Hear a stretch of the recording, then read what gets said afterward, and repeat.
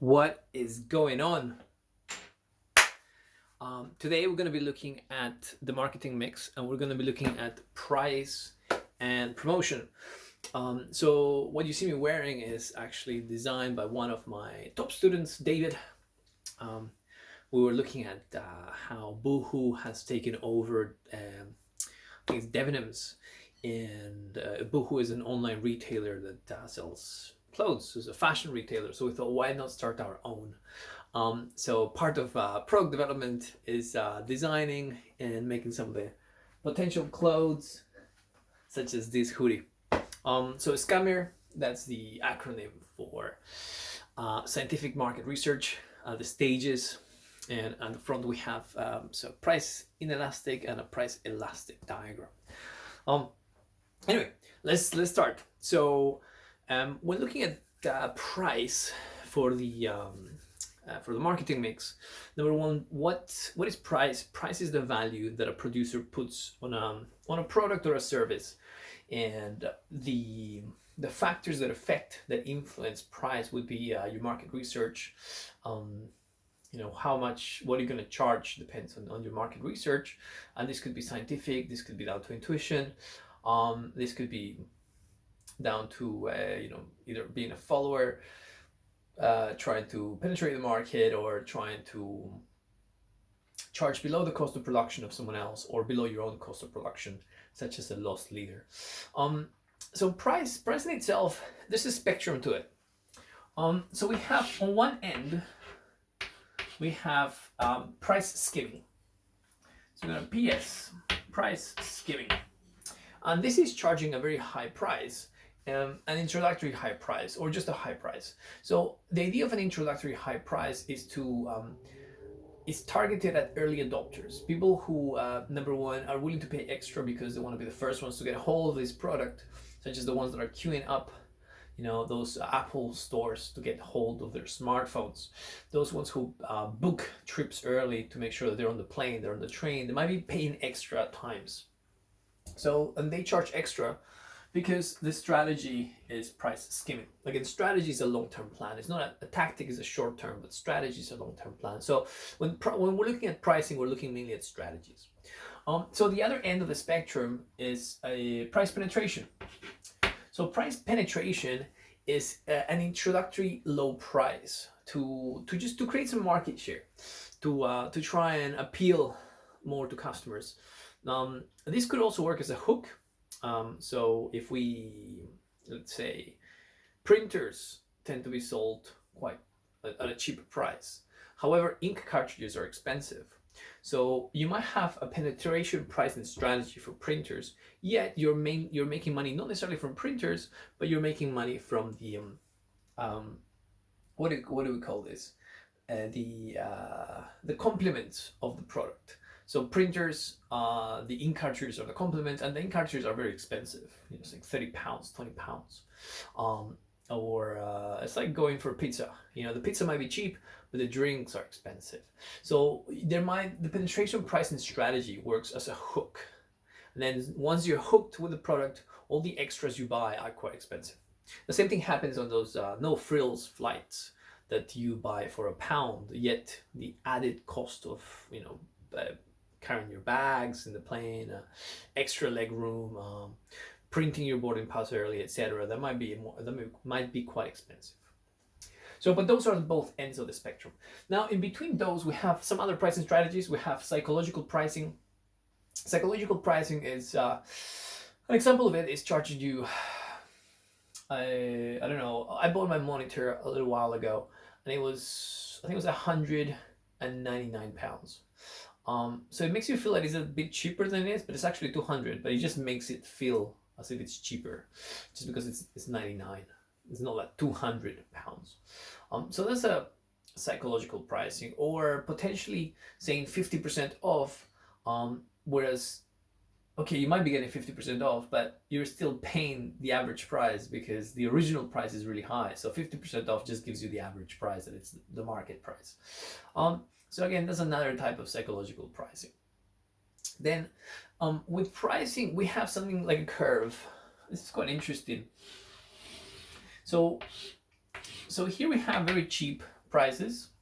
Actually, let's put it this side because this price penetration is very cheap. And then here we have expensive. So we have expensive.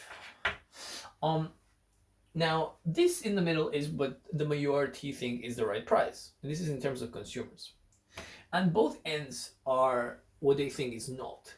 So either if it's too cheap, even if the product is fantastic, people are gonna think twice before buying it because they're just too suspicious. You know, this is way too cheap. So there must be something wrong with it. So bear that in mind when you think about prices. On the other hand, also being too expensive, you know, no matter what it is, it can put someone off. Be like, wow, no, this is a ripoff. You know, maybe this is a tourist trap. They want to charge me. They're charging me way too much. So, you know, you've got both ends. And then you have the bit in the middle, which is something that people are, you know, okay, they're willing to pay. It's still reasonable. And so that's something to bear in mind when you're thinking about pricing. Other pricing strategies we've mentioned in between this price skimming and penetration pricing. One of them is towards the penetration pricing, we have predatory pricing. Predatory pricing is charging less than the cost of production of your competitor with the purpose of driving him out of the market. Now that's illegal in Europe and the US. However, it's difficult to enforce as these are different countries. So if the product is made abroad, it's quite difficult to enforce certain laws. Then we have something called loss leader. So a loss leader is when you charge below your own cost of production. Maybe nobody's buying it and you just need to get rid of the stuff because it's taking even more money storing it in the warehouse. So you sell it below the cost of production. This will be a loss leader. Then another pricing strategy is, what do we have? We have dynamic pricing. So that's pricing that changes and it could be dependent on who's buying the product. You know, your age group. Because you're a student, you pay less. Or because you're an OAP, you pay less. So pricing might change according to different variables. Think about Uber. You know, if you take an Uber at peak hours, they'll charge you more. They'll charge you a premium. So that is dynamic pricing. And then we have something called price discrimination. Now, price discrimination encompasses three pricing strategies. The first one is called first-degree price discrimination. So first-degree price discrimination is something that it was theoretical, and it was believed that it wasn't. A lot believed it was not possible. So first-degree price discrimination charges what the consumer is willing and able to pay. So this is our demand curve. So you know, for a quantity of products, you know, the consumers are willing to pay a price.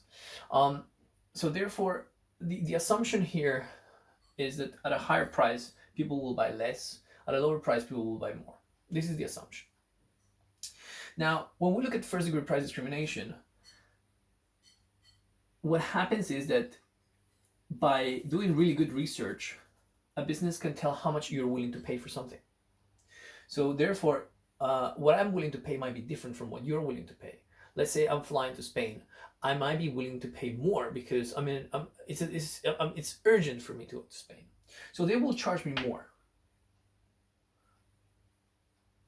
What if I'm willing to pay less because there's no rush for me to go to Spain. So they'll charge me less. So if they're able to charge according to what I am willing to pay, then that is first-degree price discrimination.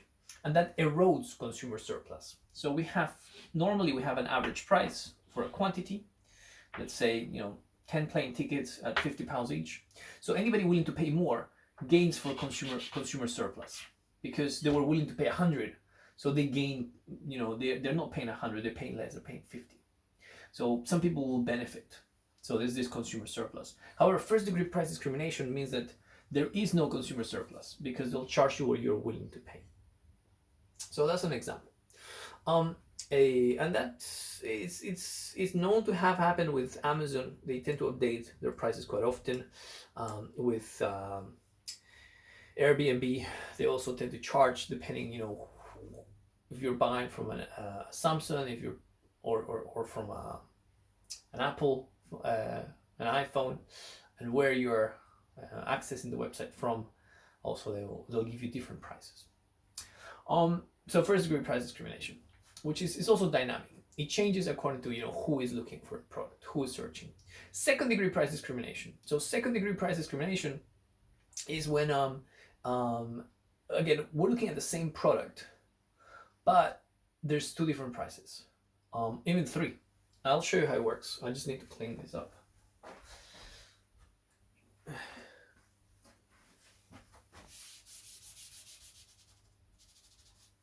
we go. So second degree price discrimination. So again, here the assumption is the same. We have price, and we have a quantity of items that we can sell, and we have a demand curve. Now, the demand curve is downward sloping. On average, if we look at all the possible consumers, the assumption is at a high price, less people will buy. At a low price, more people will buy. So hence we have the downward sloping demand curve. So how does second degree price discrimination work? Well, it works in the sense that if the cost of, let's say, a product like I don't know, a bus ride from London to York is £30 per person, but the cost of the bus and maintaining the bus and the driver, maybe it's roughly like £50 is the cost to it. And that means how many people can we have in the bus? We can have I don't know, 30 people in the bus. And the overall cost of production, let's put it cost, just the cost there. I don't know. You can make up your own cost. So here, second degree price discrimination means that we're going to have two prices. We're going to have one price, which is quite high, for the first, I don't know, 10 tickets.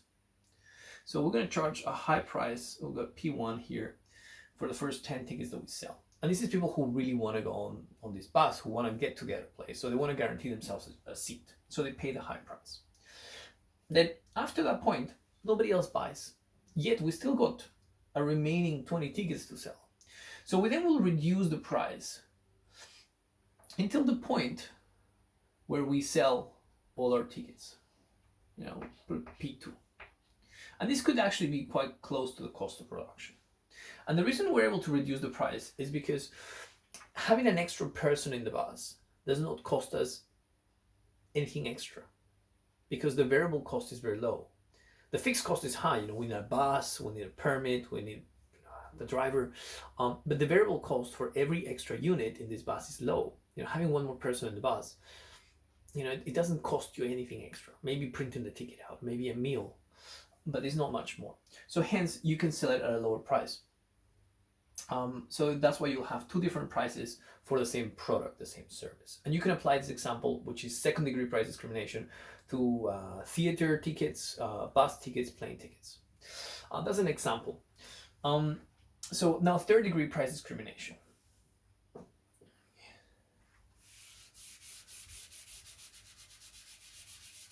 So third degree price discrimination occurs when, again, we have the same product.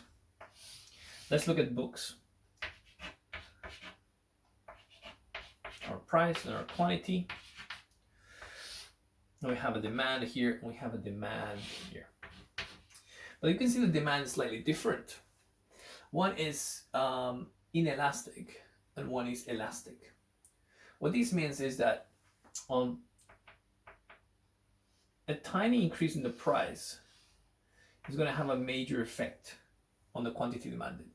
So hence, if the market is elastic, we'd rather charge a low price, is P1, instead of P0. We'll charge a low price, so here, this quantity, because that'll give us a much higher, yield us a much higher revenue. So in terms of books, when you sell books or buy books online, you'll see the prices are low because there's a lot of competition. And so hence the price is quite elastic. So anybody selling books online sells them at a low price. Whereas when people sell books, when businesses sell books and it's in a shop, then the prices are higher. And they're willing to pay a high price because the demand is inelastic. I think we've got a diagram there. There we go. Demand is inelastic, meaning that, there's brand loyalty, and again, people cannot really go anywhere else to buy the books.